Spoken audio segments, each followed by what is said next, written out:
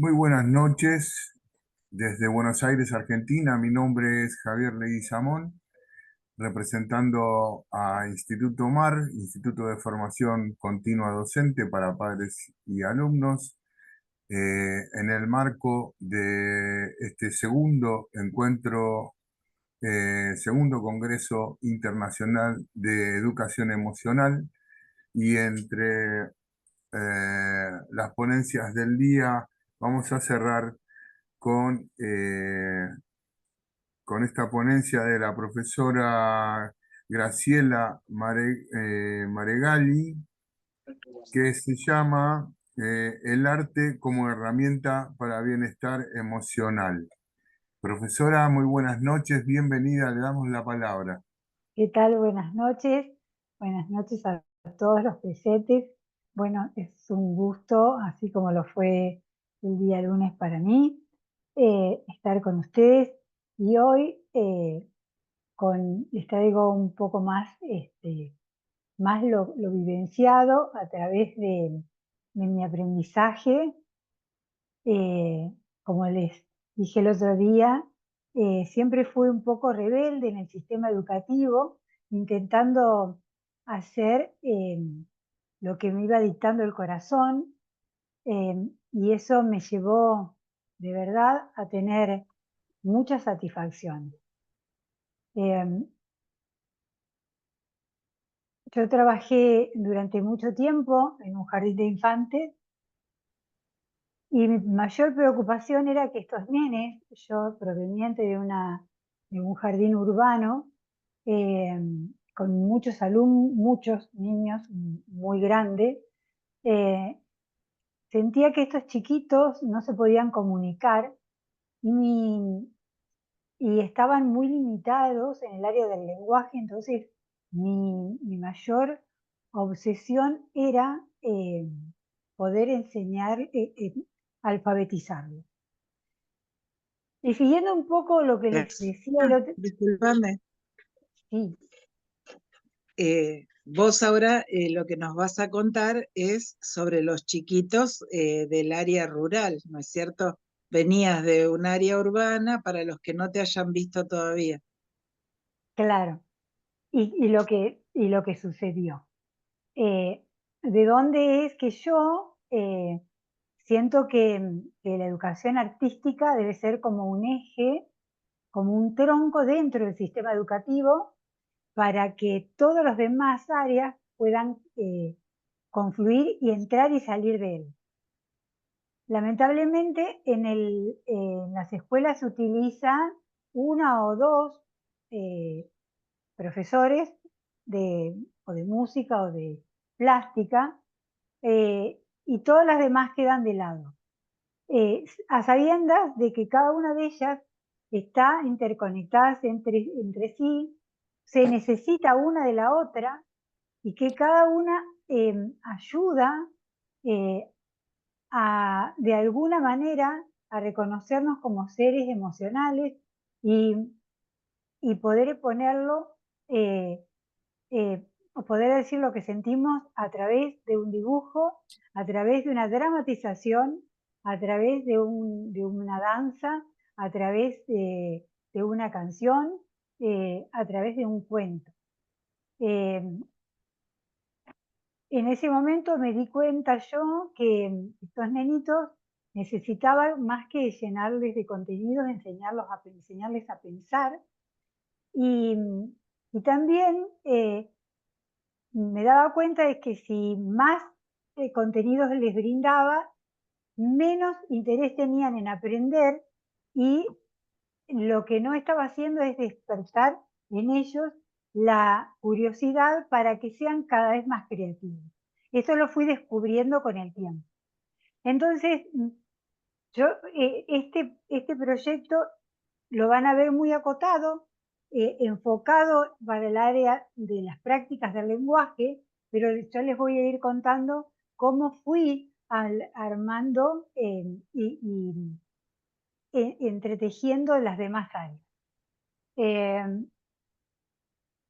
el jardín era un jardín de infantes eh, rural que está en una localidad que se llama La Luisa, en el partido del Capitán Sarmiento, y en este deseo de alfabetizarlos, descubrí que era posible a través del arte y también poder hablar de emociones, interpretar, comprender y que cada uno pueda conocerse a sí mismo, expresar lo que sentían, y para eso utilizábamos distintas herramientas para poder llegar a nuestro principal objetivo. El correr del tiempo, las transformaciones que fueron dándose a lo largo de los años, hace que se necesite un cambio profundo en las formas de concebir el mundo, a las personas y a las relaciones, sobre todo después de lo que hemos vivido, que no miró ni clases sociales ni edades. Tuvimos que pasar como mundo entero, como seres humanos, atravesar una pandemia, y eso creo que para muchas personas nos sirvió para repensarnos y repensar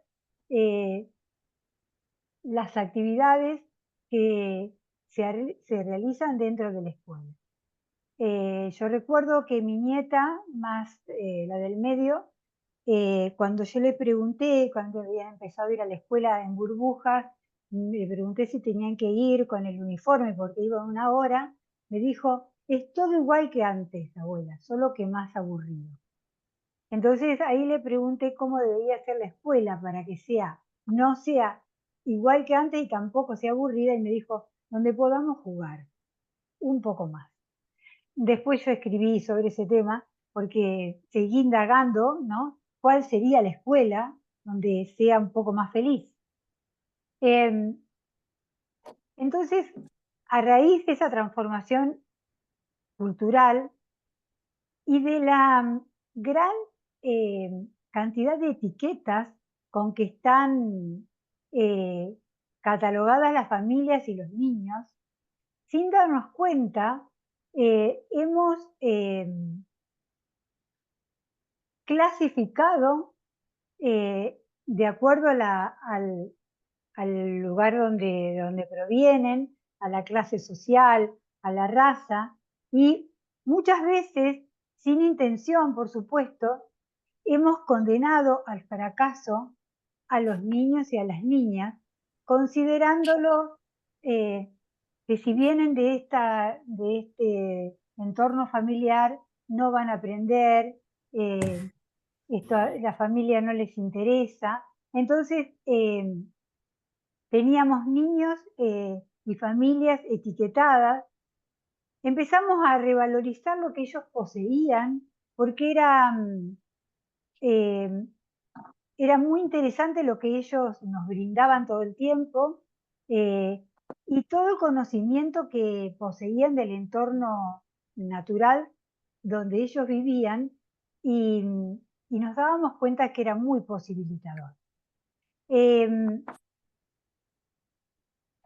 Ahí me di cuenta de que yo había aprendido mucho, había estudiado mucho, pero se me había diluido la habilidad de la intuición, de la sensibilidad, de mirar un poco mi espacio interior.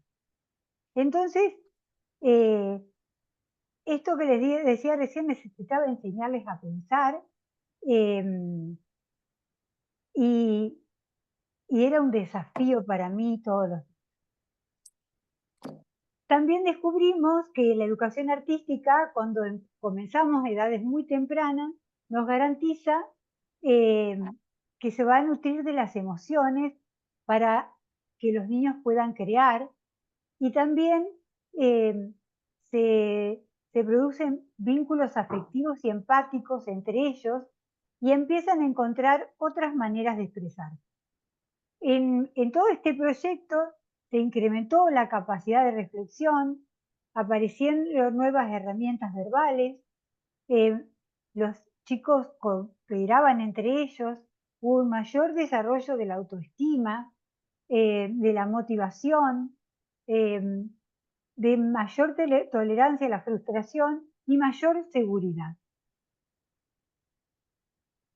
Entonces la idea era interrumpir las profecías del fracaso encarnadas en los cuerpos frágiles de los niños de las comunidades más humildes, y el secreto estaba en enseñarles a pensar, a gestionar las emociones, las propias y las ajenas. Para eso era un deber ético revisar nuestras prácticas docentes que hasta el momento habían sustentado nuestra tarea. Y fundamentalmente, el jardín de infantes o cualquier institución educativa es una institución donde se transmiten valores. Y para eso, cada docente deberá aprender a vivenciar esos valores y esas emociones para entender cuáles son las emociones que la invitan a crecer profesionalmente o la retrotraen y se queda por temor a que no avanzar o no hacer cosas nuevas por miedo. La paradoja de todo este experimento lo copié aquí tal cual, es que yo este proyecto lo llevé a un congreso de OMEP, y después de dar vueltas y de indagar por todas partes, porque yo estaba muy entusiasmada con esto, que en ese momento no conocía ni de neurociencia ni de emociones, simplemente iba descubriendo, se los traduzco tal cual como lo escribí. La paradoja de las experiencias respecto de que las posibilidades de expresión no están directamente vinculadas con el nivel socioeconómico de los niños o adolescentes, cuestión que no siempre es considerada por los educadores y por la opinión pública. Los docentes lograron confesar que durante el desarrollo de proyectos de arte, donde todas las condiciones materiales estaban garantizadas hacia adentro y hacia afuera de la escuela, muchos de los chicos se quedaban paralizados. No sabían qué hacer cuando se los interpelaba en la utilización de otros lenguajes expresivos, como por ejemplo a través del arte. Algo así como que les faltaba imaginación o poder de apreciación, como si no tuvieran la posibilidad de soñar. En cambio, en los contextos muy desfavorecidos, la expresión artística brota en los chicos de una manera riquísima, explosiva, como vínculo de decir, sentir y producir lo que les pasa. Y de verdad que los niños a veces de las grandes ciudades están tan encerrados y tan conectados con las tablets y los celulares que lo que les falta es esa capacidad de creación, de creatividad y de inventiva que es patrimonio de los niños pequeños. Todo comenzó con una muestra gauchesca que había en el pueblo, donde había distintos stands de ventas de productos que la gente fabricaba. Entonces pudimos ir a visitarlos con los nenes, ir a recorrerlos, y también los días siguientes con sus papás pudieron apreciar algunas de las actividades gauchescas que se ofrecieron, con paisanos, con gente que tocaba instrumentos musicales, danzas folclóricas, y observar que cada uno de los stands tenían los productos que ellos ofrecían con sus respectivos nombres y cartelitos. Entonces, bueno, entre otras cosas, pudimos mirar partes de algunas escenas de la película Martín Fierro, poder ver los paisanos, los caballos, los instrumentos musicales, las diversiones, y poder entrevistar a un profesor de historia, profesores de danzas y de guitarra. Y nuestro objetivo principal está enfocado acá al área del lenguaje y del arte, pero están todos los objetivos de todas las áreas: acceso a diferentes lenguajes con códigos propios, puedan iniciarse en la apropiación del lenguaje escrito, la posibilidad de hablar espontáneamente, disfruten de las manifestaciones literarias, exploren y produzcan textos, y la oportunidad de recrear, imaginar y crear, expresarse a través del dibujo, la pintura, el modelado, el teatro, integrando todos los lenguajes artísticos y sus emociones. Lauenfeld y Lambert dicen que la educación emocional y la educación artística se vinculan porque los niños lo utilizan para expresar sus emociones, son capaces de comprender los sentimientos de los artistas, su proceso creador se vincula con los sentimientos y las emociones y desarrollan la autoestima, la empatía, la cooperación, favoreciendo una mejora en la sociedad. El primer elemento que nosotros utilizamos fue el títere. El títere, utilizado como herramienta, ayuda al desarrollo de la autoestima. Como no tiene edad, no tiene clase social, posibilita el humor, la creatividad, y genera autonomía, permite que los niños y las niñas puedan expresarse a través de él, y ahí nos enteramos de un montón de situaciones muy difíciles por las que estaban atravesando. El títere nos dio la posibilidad de ayudarlos, de ayudar a sus familias, a sus mamás, y fuimos grandes pilares junto a él, que estaba conviviendo con nosotros en la sala, para la resiliencia. El títere estaba siempre y cada día preguntaba, y cada niño, después de un cierto tiempo, lo tomaba y contaba lo que el títere le estaba diciendo al oído, que era la realidad que cada uno de ellos estaban viviendo. Entonces empezaron a poner en palabras algunas situaciones, porque era el títere el que hablaba, no eran ellos. Fue muy difícil acercarnos a las familias, acercarnos a esas mamás que por esto nos enterábamos que eran golpeadas, agredidas, el consumo de alguna droga por parte de los papás, de algunas situaciones de violencia para con ellos.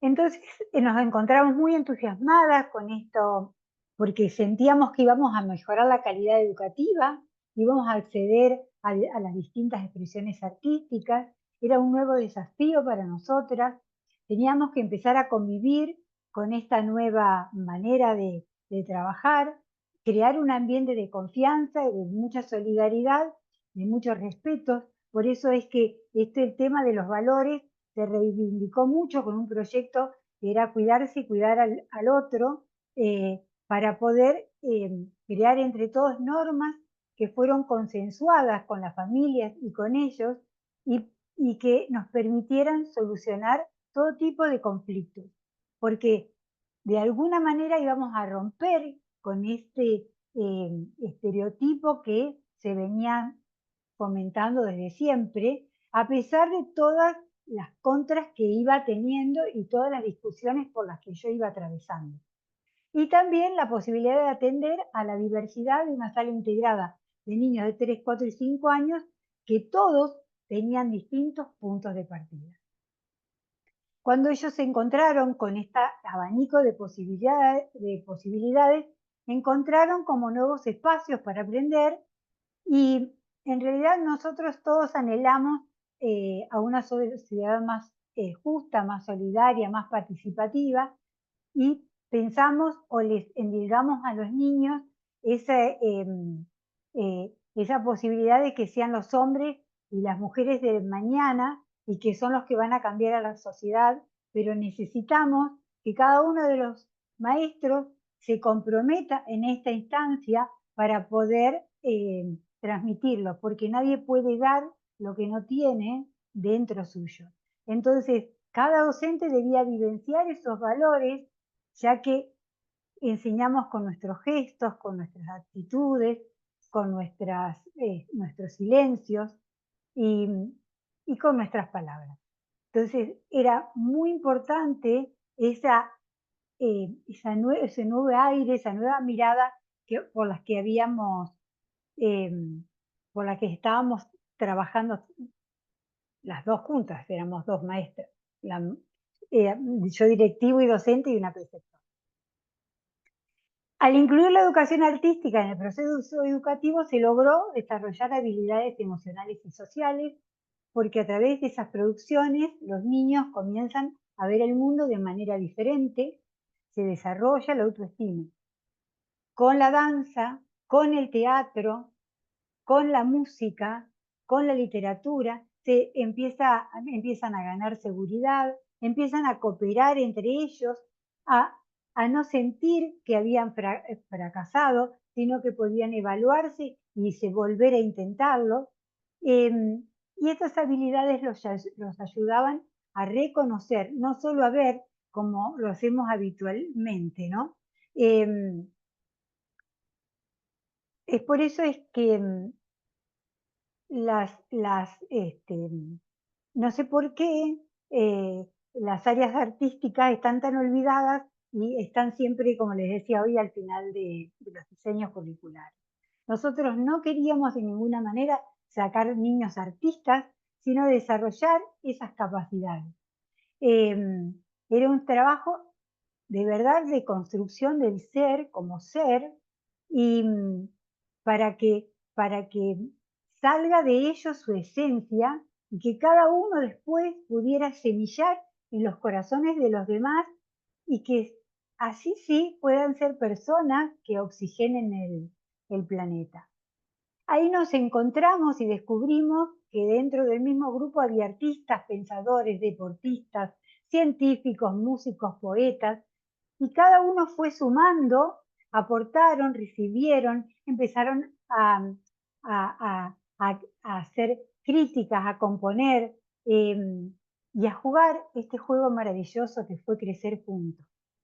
Y en este proyecto de valores, que era el único lugar a veces donde podían vivenciarlos, aprendieron a conocer la libertad porque había límites.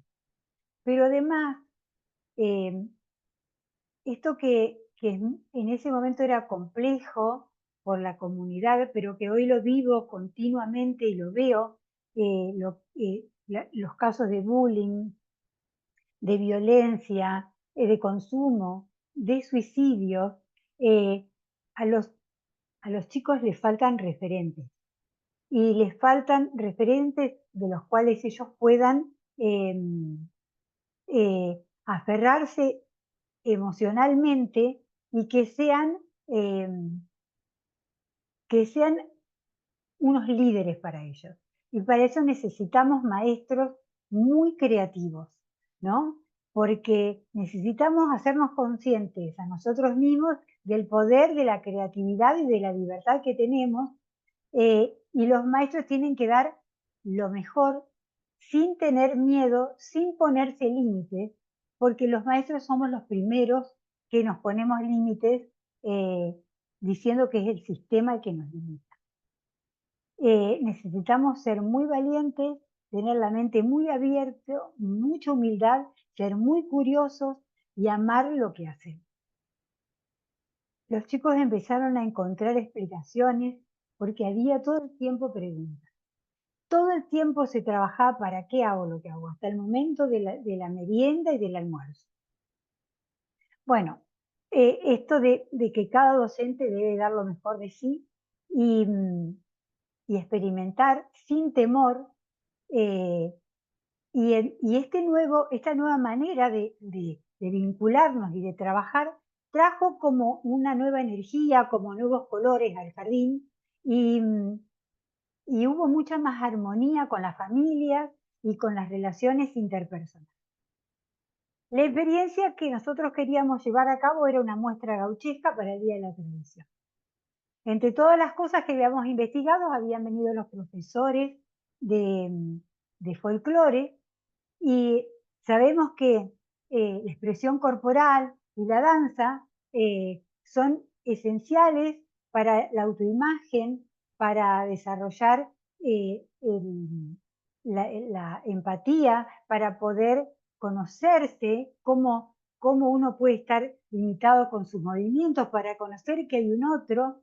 Y esos profesores les enseñaron de algún modo a bailar una danza folclórica que era muy parecido a un gato y que ellos lo aprendieron con pasión. E iban desarrollando actitudes muy empáticas y a su vez, al poder moverse con libertad, conocer que el cuerpo siente todo el tiempo las emociones. Y en distintos lugares del cuerpo necesitan moverlo para saber en qué lugar del cuerpo está alojada esa emoción, porque a veces en la panza, a veces en el corazón, a veces en la garganta. Jugamos, hicimos juegos dramáticos que eran, íbamos tirando todo el tiempo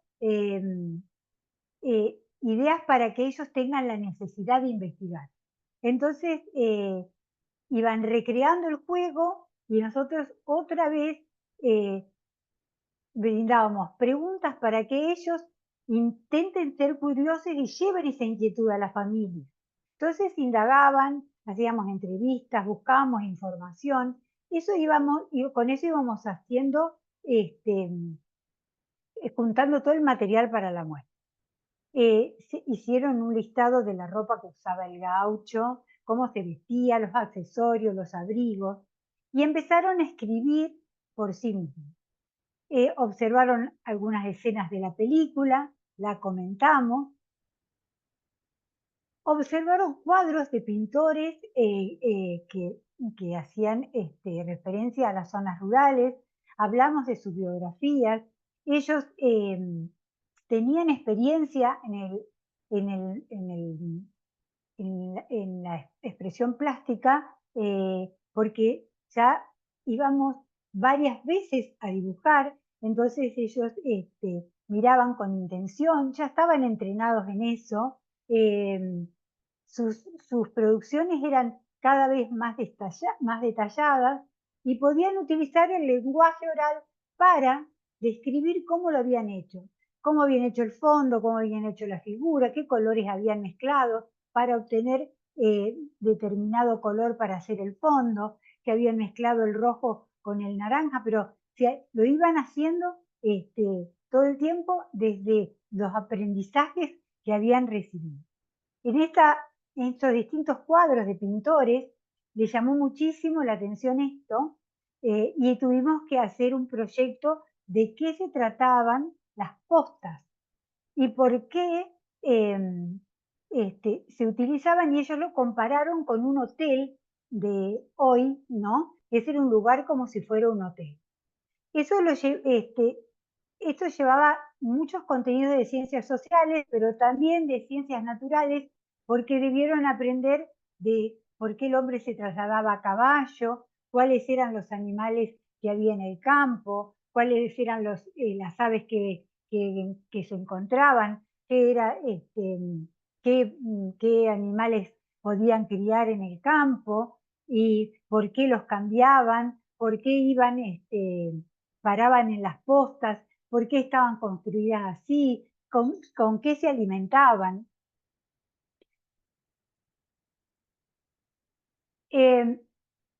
Algunos niños se expresaban a través del dibujo, a veces nosotros subestimamos la creatividad que tienen y no nos damos cuenta de los talentos y de los dones con los que ellos vienen.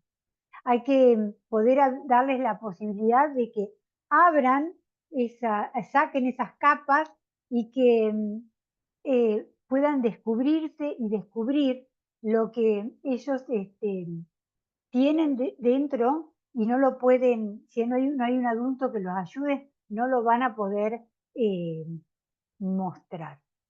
Luego fuimos al Museo de Molina Campos a ver los cuadros, conocieron de la vida del artista, pudieron ver que eran distintos, que estas eran caricaturas, que eran diferentes de los que ellos habían visto, pero también se referían a la vida del gaucho en el campo, cómo vivía, cómo estaba relacionado, con quién vivía, si tenía hijos, en qué vivía, cómo era la casa, cómo se trasladaban, cómo se vestían, cómo se divertían, cuáles eran los entretenimientos. Cuando ellos pudieron tener sus cuadros, cuando ellos pudieron tener ya todo lo que iban a necesitar para la muestra, empezó a circular democráticamente la palabra entre ellos, escuchar a esos niños que aflore la voz y que puedan contar y que puedan expresar con el cuerpo, que puedan expresar con su voz, con un dibujo, y también darse cuenta de lo que era la libertad y favorecer el desarrollo estético todo el tiempo, la autoestima y el desarrollo personal. En una de esas audacias les leí un párrafo del Martín Fierro. Cuando leo el párrafo del Martín Fierro fue muy tremenda la sorpresa porque en ese párrafo, en ese contexto, ellos descubrieron que el sentido de algunas palabras, que el cimarrón debería ser el mate, que el lucero debería estar en el cielo, que el fogón podría tratarse de la mesada de la cocina o de la mamá. Entonces se encontraron con un montón de palabras que no conocías y que anotábamos en una cartulina y empezar a hablar de las distintas palabras y qué significaban buscándolas en un diccionario. Entonces quisieron escribir un libro de cuentos que esté referido a Martín Fierro. Entonces empezamos a ver qué se podía hacer y comenzaron a dictarme, yo empecé a escribir y empieza el dictado. Luego de esto ellos iban separando porque los más grandes ayudaban a los más pequeños, porque a veces los más pequeños, los más grandes hacían de maestros con los más chicos. Entonces, algunos dibujaban las escenas y otros iban separando las páginas. Estuvieron 15 días con este trabajo. En la escuela me prestaron y en la biblioteca un montón de libros de Martín Fierro y ellos seleccionaron este y una niña hizo la tapa del libro y el cuento se llamó Lo que le pasó al Martín Fierro. Este dibujo fue la tapa de ese libro. Ustedes piensen que nosotros no teníamos los medios económicos para hacer nada, o sea, todo lo que era con ganchitos y con hojas que podíamos rescatar. Pero bueno, ese es el que les gustó, el que ellos eligieron, y esta nena decidió dibujarlo, que hoy es una adulta y es mamá, y ella ahí cuenta un poquitito. Y después teníamos computadora, también irrumpimos, por eso yo me siento muy identificada con Celestín Freinet, que fue el primero que llevó la imprenta a la escuela. Teníamos las primeras computadoras en un jardín en la provincia de Buenos Aires, entonces había que escribir y eso dictaban entre ellos.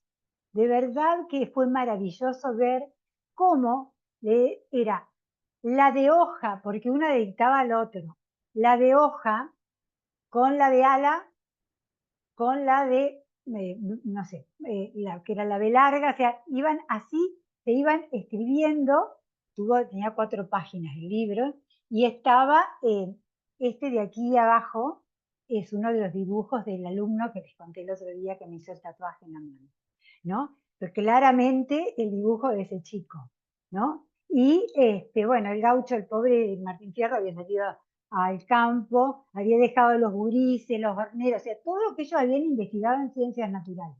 Los horneros, los gorriones, las calandrias, vivía con la china y los gurises, usábamos el lenguaje del libro, ¿no? En el rancho. En el campo, los campos los recorría con el pingo, que se dieron cuenta que era el caballo, usaba espuelas, rebenque, facón, que era lo que habían aprendido, y se quedó dormido bajo una planta. El pobre Martín Fierro quedó dormido bajo una planta y la china lloraba, le había amasado tortas fritas, lloraba en el rancho con los gurises porque él no volvía, hasta que cuando finalmente volvió y se encontraron y festejaron, bueno, así terminó, tenía 4 hojas de libro. Pero el trabajo de después ir separando las páginas y ir recortando y pegando donde correspondía. Bueno, ahí se los ve a ellos cuando están trabajando con las computadoras y dictando. Como yo les decía, ellos salíamos muchas veces con los atriles a los distintos lugares a dibujar, porque cada vez iban encontrando más detalle y iban ampliando ese dibujo. Pero además hacíamos dramatizaciones. Una de las cosas de las que se investigó fue la evolución del traje, porque ahora no se veían más personas vestidas de paisano, pero había otro tipo de vestimenta. Fuimos separándolo por épocas. Estas 2 nenas, que son las 2 grandes que están ahí en el video, estas 2 nenas que tenían grandes dotes de actrices, hicieron una representación de los años 70. Están con la ropa de los pantalones, los pantalones anchos y con un vestido de los años 70 y las vinchas. Hicieron una dramatización de los años 70. Bueno, acá está la otra. La que está con el pantaloncito es esa nena chica. Bueno, cuando llegó el día de la muestra, se preparó todo. Todo lo que ellos consiguieron por todas partes, buscaron, las familias trajeron todo lo que pudieron encontrar. Entonces, hubo todo lo que habían investigado acerca del gaucho, ya lo habían expuesto ahí, escrito a su manera, prepararon la muestra con toda la información y escribieron por sí mismos para poder comunicar lo que había en los stands a cada uno de los invitados. Acá se ve cuando este es donde nosotros habíamos anotado las palabras que había que buscar en el diccionario. Entonces, esa herramienta usada para qué quería decir también fue expuesta ahí junto con las botas de potro que eran del gaucho, que están expuestas ahí, y todos los demás elementos. El traje del paisano, y esto que ustedes ven acá fue una idea que tuvieron con una caja y hicieron una posta. Ellos estaban fascinados con la posta. Después nosotros lo llevamos a ver una pulpería que quedó arrumbada en un paraje cerquita, pero ellos hicieron esa posta porque ellos quedaron fascinados con eso que era un hotel.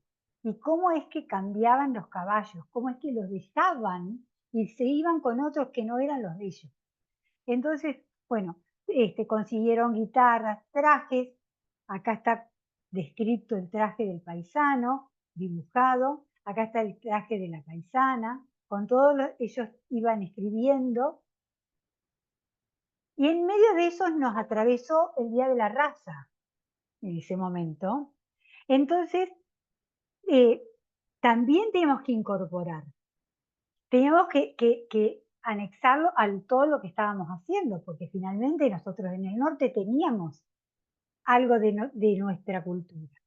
Acá están los cuadros de Molina Campos pintados por ellos, y teníamos una abuela, teníamos alumnos bolivianas, y teníamos justamente una abuela boliviana que estaba de visita y vino a contar cómo eran los trajes en Bolivia, que no tenían los detalles que tienen los del norte, los trajes de nuestros collas. Vino a contar, vino vestida con sus trajes, porque ella andaba siempre vestida, las distintas realidades, cómo se vestían los bolivianos y cómo se vestía el gaucho argentino. Los contenidos de ciencias naturales estaban dados, los de ciencias sociales estaban dados, los de lengua estaban dados, y también los de literatura y también los de matemáticas, porque aprendieron que el paisano jugaba la taba, vino un papá a enseñarles, entonces aprendieron, adaptamos el juego de la taba, y a las cartas jugamos a la casita robada, pero también eso servía para aprender matemáticas. Consiguieron trajes y vino una profesora y les ayudó a hacer vasijas y collares de de barro, entonces también tuvieron que utilizar contenido de física para saber qué cantidad de agua le iban a echar ese polvito para luego poder amasar para que no quede ni muy duro ni que se le haga una sopa. Entonces acá apenas se ve lo que ellos habían hecho, además hicieron vasijas, collares. Bueno, en medio de eso, la música trasciende a todos, resuena en el cuerpo. Yo siempre digo que además nuestro corazón tiene música. Cuando nosotros saltamos, bailamos, nuestro corazón se agita, deberíamos empezar a escucharlo. Y cuando estamos en inquietud también está tranquilo y también lo podemos escuchar. Nosotros habíamos seleccionado una cantidad de canciones que eran gatos, chamarritas, chamamés, chacareras, con contenido infantil. Ellos escucharon una chamarrita que quizás ustedes conocen, se llama la chamarrita de los sapos. No sé si la conocen. Esa chamarrita en la laguna del Sauce vive un sapo lagunero que todas las mañanitas toma mates con un tero. Cuando ellos la escucharon, esta nena que hoy cumple años, como 20 y pico, esta nena, Rocío, dijo, yo soy la zapa.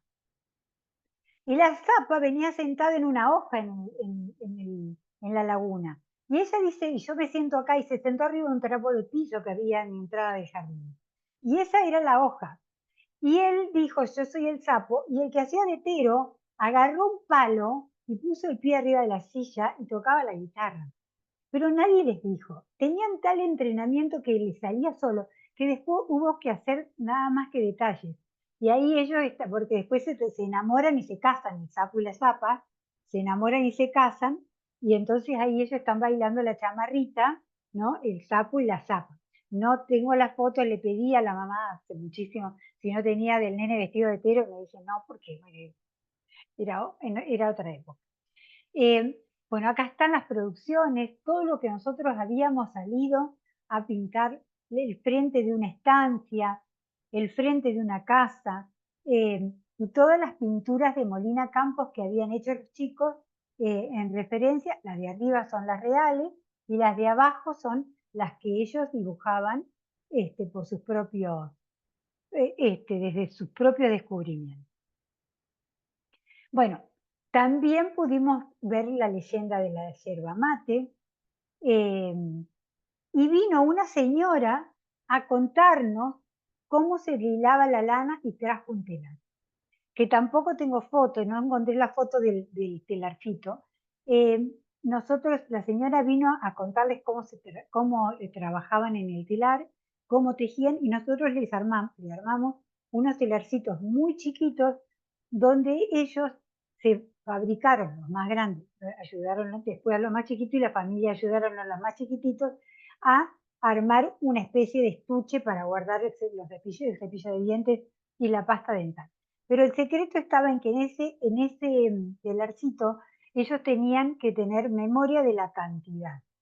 3 vueltas de rojo, 2 vueltas de amarillo, una de verde. 3 vueltas de rojo, 2 de amarillo y una de verde. Entonces fueron tejiendo y después los adultos ayudamos a armar ese estuche que ellos les sirvió para después guardar sus elementos de limpieza cuando almorzaban. Luego le pedimos también a los papás que compartieran comidas tradicionales. Y nos mandaron varias recetas, de las cuales entre todas elegimos la de la torta frita. Vino una mamá a enseñarles y también ahí hubo que utilizar contenidos de matemáticas para ver cuántas tazas de harina, cuánto de agua, cuánta cucharada de sal para empezar a hacer la mezcla, para hacer las tortas fritas y amasar. Pero finalmente tuvieron que escribir por su cuenta la receta de la torta frita al dictado. Podrás ver acá que las familias colaboraron y yo les iba dictando y ellos en la compu, algunos, no todos, escribieron que este fue el souvenir que regalamos a las familias porque ellos escribieron desde su alfabetización, así como estaban. Yo me sentí absolutamente dichosa porque había logrado alfabetizar a través de todas las disciplinas artísticas, porque ellos estaban apasionados, ¿no? Entonces me hago preguntas hoy. ¿Qué lugar ocupa o se le da a la educación artística en la escuela? ¿Qué lugar le otorgamos como docentes en nuestras aulas? ¿Es el arte una disciplina reservada solamente a los especialistas o a todos todos los docentes deberíamos iniciar a los alumnos en el lenguaje artístico? ¿Por qué vale la pena enseñar arte? ¿Cómo se aprende a crear, a experimentar, a comprender el arte? ¿Cuál es el lugar del docente en la educación por el arte? Los campos del arte y la educación guardan una relación que merece ser pensada y repensada. No hay que perder de vista los efectos específicamente educativos que persigue el arte cuando se inserta en el campo de la enseñanza. Para poder apreciarlos hay que barrer con los mitos, con las ideas arraigadas que le quitan valor pedagógico a la disciplina. Finalmente, pudimos decir que los niños desarrollaron su sensibilidad, su capacidad intelectual, fueron más receptivos, estaban mejor preparados para atender a sus emociones y canalizarlas.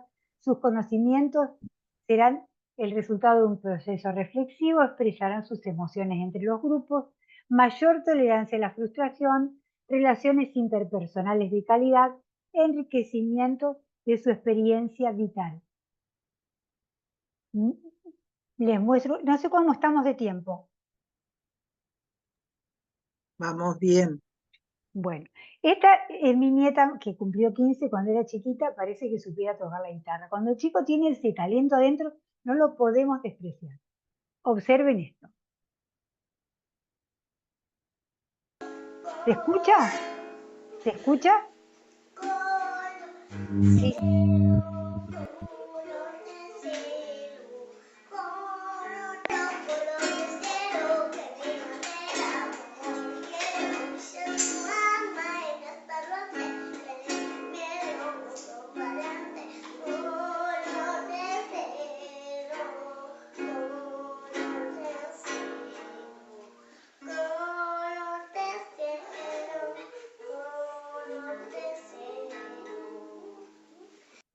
Tenía 3 años.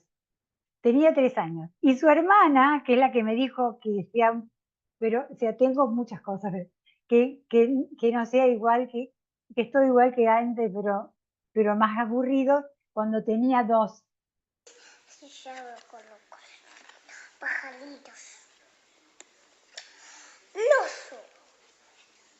No podía estar todo el día. Un día pasó una maca. ¡Ay, qué hermoso! Una maca. Bueno, ahora les voy a regalar esto para que quizás lo conocen.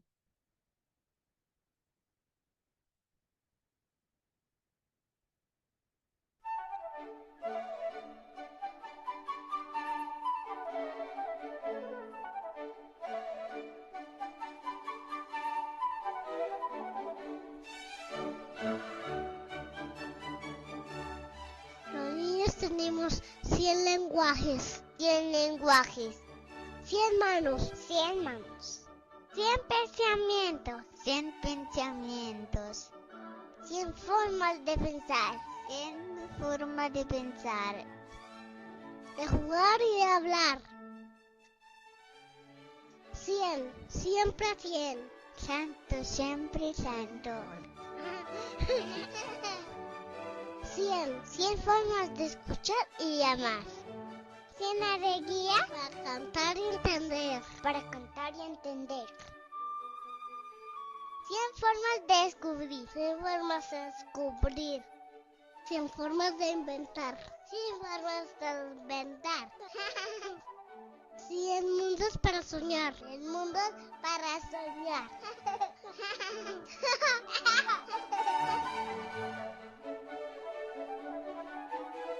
los niños tenemos 100 lenguajes. 100 lenguajes. 100 lenguajes. Pero nos quitan 99. 99. La escuela y la cultura. La escuela y la cultura. Separan la cabeza del cuerpo. Nos separan la cabeza del cuerpo. Nos dicen que pensemos sin manos. Que pensemos sin manos. Que hagamos sin cabeza. Que hagamos sin cabeza. Que escuchemos y no hablemos. Que entendamos sin alegría. Que amemos y nos maravillemos. Solo en Semana Santa y Navidad.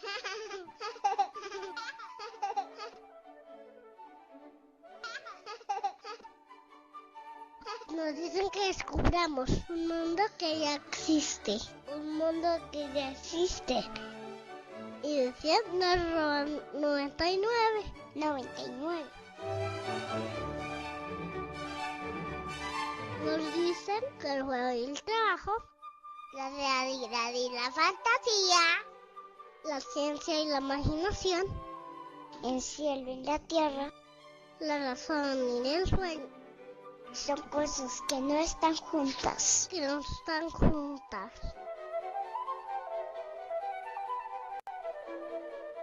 Nos dicen en resumen que el cielo no existe. Pero nosotros decimos, sin embargo, el cielo sí existe. El cielo sí existe. El cielo sí existe.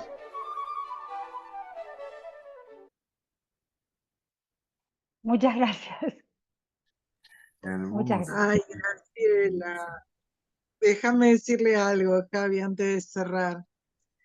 Hermoso. Yo no la conozco a Graciela en persona, pero hemos tenido varias conversaciones, no antes del Congreso, sino mucho antes de que ella diera su primer webinar gratuito en el instituto, que es la manera en que damos a conocer a los nuevos profesores del Instituto Mar en la comunidad educativa.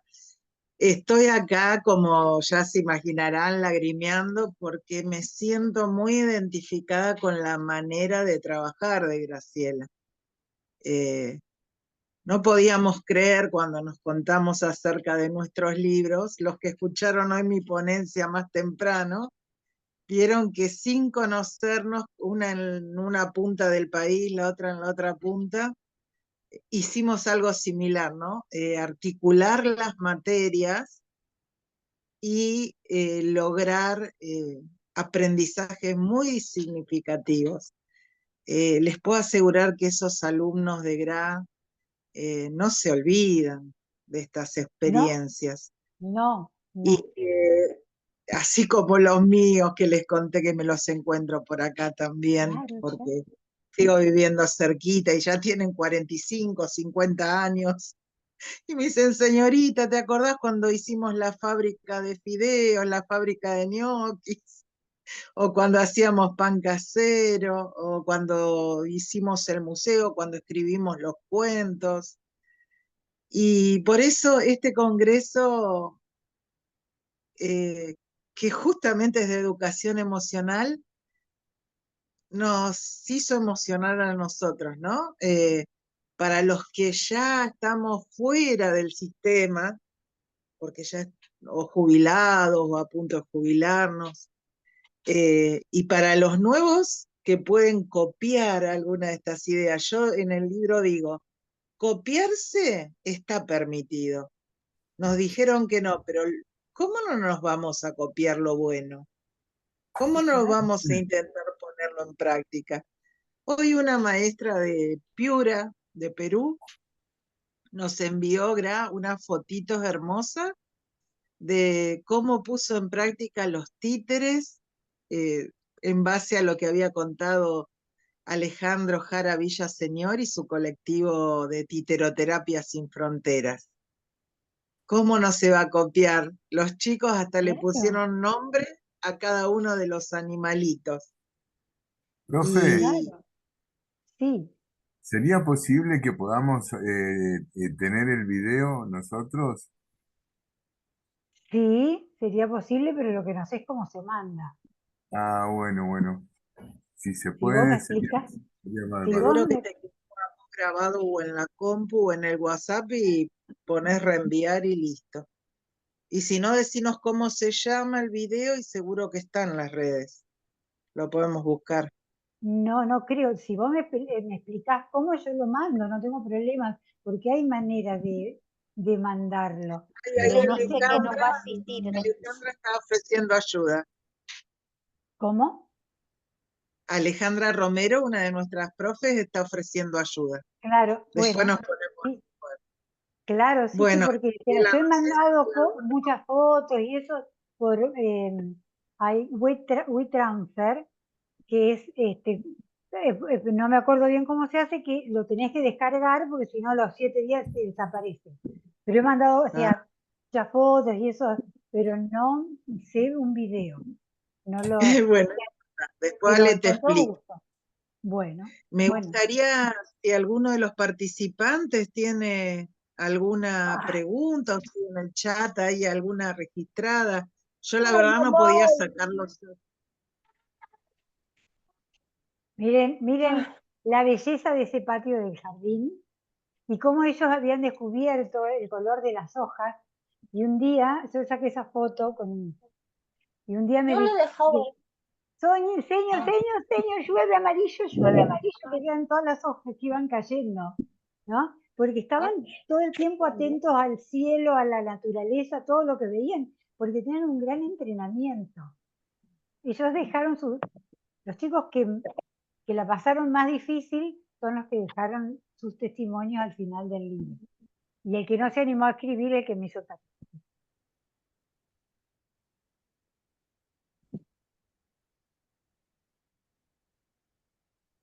A mí me pareció No sé si hermoso se todo lo detuvo, que... si se congeló la todo- imagen de Graciela. Acá estoy. no. Me pareció maravilloso Javier, todo lo que pudiste lograr con un proyecto que una cosa fue involucrando a toda la comunidad, Sí, a toda la gente, y cómo eso seguramente en algún momento se va, aunque vos no estés en ese lugar, alguien lo va a querer reproducir. Ya quedó la experiencia marcada, quedó un precedente de algo que se puede hacer y que puede involucrar a todos. yo siempre fui muy investigadora. Había días que no había clase, los chicos no iban porque había barro, o sea, los caminos intransitables y eso.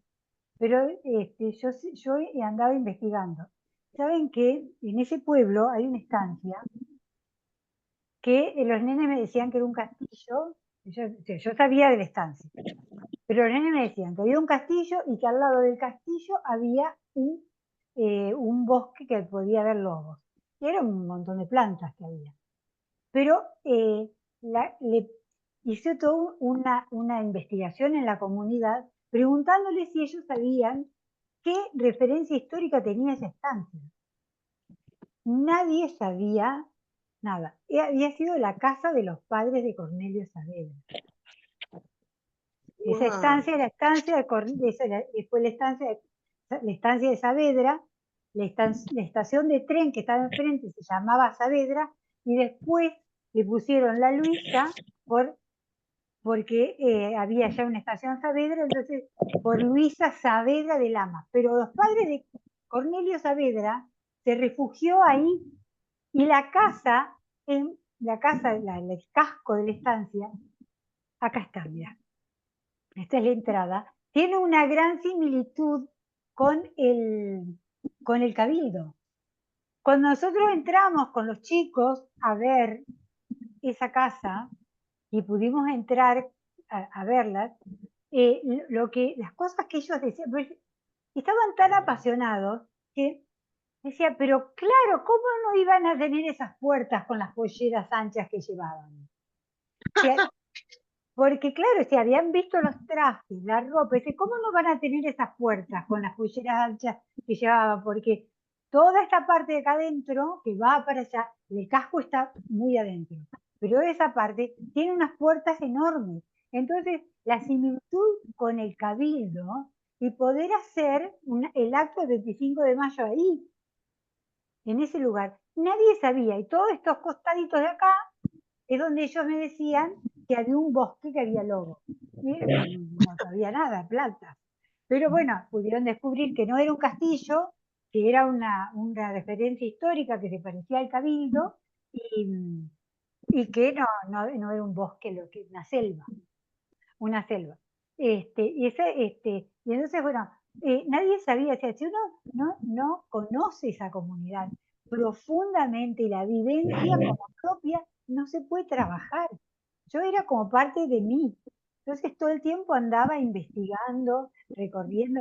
Entonces, llegar a la estancia con los días de lluvia era posible porque había piedritas, toscas. Entonces los días de lluvia yo iba a los lugares a conocer, cuando era chico, y el riesgo que me jugaba, porque me podía pasar algo y no me cubría el seguro, pero nunca tuve miedo, de verdad, jamás tuve miedo. Siempre viendo que Me las hace cosas recordar salían. tantas cosas, porque yo venía de Buenos Aires, imagínate, cuando nos tuvimos que venir por el trabajo de mi papá, yo tenía 15 años, creo que me subieron a las patadas al avión porque, Claro, te imaginas, 15 años, yo lloraba como una Magdalena porque dejaba a mis amigos, estaba el chico que me gustaba, estaban mis abuelos, todas mis referencias.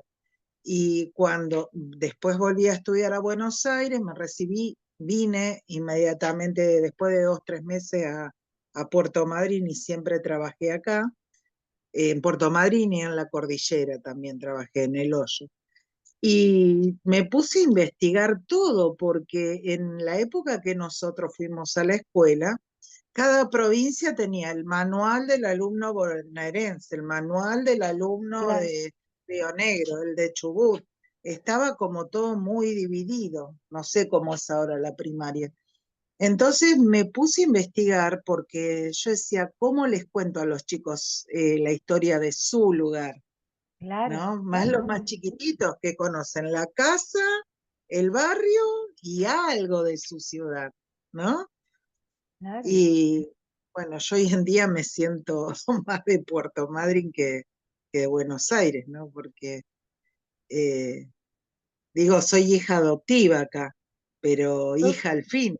Claro, porque si uno no les enseña, de eso que dice, hay que correr el velo del obvio, porque por más que si uno no se los enseña, no lo ven, porque nadie se los enseña. Un día, de tantas cosas, un día dije, pero ¿cómo es posible que estos nenes no sepan que el pollito bebé nace del huevo? Que después hice un proyecto con la escuela. Y no, porque ellos de tanto verlo, nadie le enseñó específicamente. Entonces, estando en Mar del Plata, en uno de esos congresos que hacía la provincia, una chica me dijo, vos no te preocupes porque los nuestros, de Mar de Ajó, de no sé de dónde eran, no conocen el mar. O sea, no es que no lo conocen, lo ven, pero tanto verlo no lo ven. Entonces, uno tiene que ayudar a ver. Entonces, si uno no conoce el contexto y no conoce esa realidad, que Yo no conté acá tenía en el sentido. instituto que los chicos de Puerto Madryn, muchos, no conocían la playa Claro, y no me lo podían creer, pero es que en los lugares así, a veces los papás, por razones laborales o por costumbre, cuando vienen hacia el centro, vienen hacia la playa, dejan a los niños encerrados con llave en la casa, porque la realidad a veces no les permite pagar el transporte, por X motivo. Y entonces hasta que uno no conoce la realidad de las familias ¿no? y Imposible. te pone en un lugar de no juzgarlos, sino de darles nuevas herramientas, ¿no es Claro, cierto? claro. No puede ser un docente completo, digamos, ¿no? Sí, porque condenarlos, porque se decían, bueno, sí, cuando yo llegué me dijeron, ¿qué vas a hacer vos con esta gente? Si son todos burros. Uy, si yo tengo si esa es mi misión, me vuelvo. Y la verdad que yo, si estuve 20 años, podía haberme ido a otro lugar donde hoy tendría una jubilación mejor. Sin embargo, sentí que ese era mi lugar y ahí me quedé, porque era como la persona que buscaban ante cualquier adversidad era la persona que buscaban de inmediato. Entonces, fue muy interesante y que ellos pudieran, que el pueblo pueda recuperar su historia, porque no la conocían, no conocían, de verdad, esto, después fuimos a conocer otra estancia que también está cerca, que era de 1714, que es igual a la casa de Tucumán, tienen las mismas puertas, los ladrillos, estaban los miradores de donde se subían, porque era de los padres betlemitas, y ellos, el aljibe, pudieron ver el aljibe, cómo caía el agua, cómo recogían el agua con el aljibe, pudieron ver toda esa realidad, que si no se las enseñaba, no, por más que la veían, no la podían, no la veían, o sea, era mirar sin ver. Y, y bueno, el lugar, el mirador que tenían donde podían ver la llegada de los galones, o sea, muchas referencias históricas que volver a reconstruir la historia del lugar para tener identidad, porque es lo que se ha perdido en las escuelas. Las escuelas han perdido Otra la identidad. muy interesante que dijiste durante tu ponencia y que quiero destacar es que los chicos hoy no tienen líderes o modelos ¿No? para seguir. Claro. Entonces, podemos comenzar por ser nosotros líderes, enseñarles a ellos cómo hay líderes buenos y hay líderes malos, proponerles ser ellos líderes de sus lugares, de sus comunidades, y también enseñarle todas estas cosas a las familias. ¿Sí? A veces en lugar de hacer una reunión para decir, que los chicos se portan mal o que esto, que el otro, hagamos una reunión para enseñar herramientas para educar. Claro, claro. Pasa que los padres están, o sea, con estos nuevos niños, estos los bípedos digitales, los padres están desorientados, no tienen herramientas para ponerles límites, no tienen herramientas, o sea, me doy cuenta por Tienen mis, miedo de ponerles claro, límites. me doy cuenta por mis hijos, porque mis hijos son jóvenes y tienen chicos, y a veces me doy cuenta que esto de poder poner un límite, porque claro, mi papá me miraba y yo ya tenía terror. Entonces a mí me sancionaban los errores. Nunca me dijeron, vos no podés cruzar la calle porque puede venir un auto y te pisa. Bueno, yo un día se me ocurrió poner un pie en la calle y a mí me dio un chancletazo. Pero nunca me dijeron, mira, vos. Entonces sancionaban errores. Yo como madre era, bueno, porque soy yo, porque soy tu madre y te lo digo yo y hace caso. Entonces hoy mis hijos no tienen referentes en eso. Si no hay un acompañamiento, les cuesta mucho porque estos chicos nuevos tienen tremendas habilidades y están tan abiertos que sorprenden. Entonces, les cuesta poner límite. Entonces ya he llegado a un extremo, que lo vivo acá en este pueblo donde vivo, que los padres dicen, y no van a la escuela. ¿Ni por qué no van a la escuela? No, porque no lo puedo levantar. Entonces, yo me pregunto, ¿qué está haciendo la escuela? La escuela tiene que ser el referente que llame a esos padres, pero no para retarlo, decirle, nene, te está haciendo falta, sino cómo hacemos entre todos para que ese padre haga que ese chico se levante para ir a la escuela, porque mañana va a tener que ir a trabajar y cumplir horario. Entonces eso acarrea que el chico no vaya, que ande en la calle, que consuma, que busque una changa y que no cumpla, y que diga que va a venir a cortar el pasto y no viene, y que después te enterás que anduvo robando, entonces nadie más lo llama. Pero o sea, es llamar a los papás y poder hablar con ellos, porque si no hay una pésima relación. O sea, vamos o sea, el vínculo entre la familia y la escuela tiene que cuidarse mucho, porque entre todos vamos a acompañar. No esto es como, a veces viste que se dice que la abuela es la que los abuelos malcrían. Los abuelos malcriamos hasta cierto punto, pero yo si a mí mi hija me decía hoy, no miran televisión en todo el día, yo no era capaz de decir, no, mirar televisión, total mamá no está. Es más, una vez mi nieta me dijo, total, Lo claro, respeta. no puedo yo romper las normas que me dio tu mamá o tu papá. O sea, yo si no te estaría enseñando a mentir. Entonces, yo Exacto. no puedo decirte, bueno, vamos a aprovechar que mamá no está, prender la tele un ratito y no digas nada. Porque te está enseñando algo que no es, te estoy enseñando a mentir. Entonces, si mamá dijo que no, no, bueno, cuando venga, si querés, le puedo decir, ¿por qué no te perdona, saca la penitencia, qué sé yo? Pero yo, mientras tanto, no voy a dejar de mirar la tele.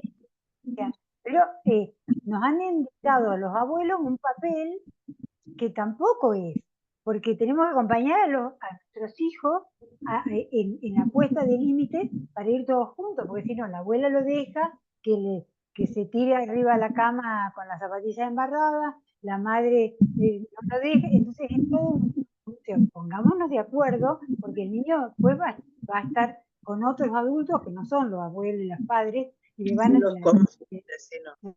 Se confunde. la justicia No le va a sabe. poner, claro, la justicia le va a poner los límites. Bueno, Graciela, vamos a despedirnos, así Bueno, descansamos un ratito para la ponencia de mañana a la mañana. Te agradezco de corazón. muchísimas gracias. Vamos a compartir todo lo que podamos después con los participantes y seguro nos vamos a seguir viendo en otras capacitaciones más allá del Congreso. Te mando un beso enorme y gracias a todos los que... Muchísimas gracias. Muchísimas gracias por la invitación. Muchas gracias. Estoy absolutamente Gracias a agradecida. Javier, que estuvo moderando hasta el final. Gracias, A todos los gracias. que están firmes. Un Gracias. beso. Gracias. Hasta mañana. Gracias. Muchas gracias. Muchas gracias.